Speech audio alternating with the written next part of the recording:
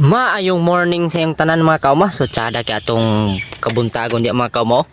So bago lang ko naman og pang-spray mga kauma. Naro, pag-sprayan din ako ni among tanom mga pipino og kito pichay gamay among gitanom. So gisprayan ako insecticide mga kauma. So mo na siya among pipino mga kauma.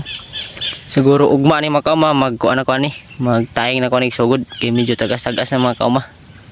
So muna ni siya karon, so yung nanay nakadag ko among pipino. So muna siya. So ang diri po sa mong pichay. So dako-dako na pod. Tun duha ka plat. So isprayan na po na kog apil mga kauma. So naraw. So muna ni siya karon no. Pichay. Ako ang i-spray apil para dipinsa sa mga insekto mga kauma. Kinapoy ni nga bangag-bangag ani mga kauma. Pangkaon ng dahon.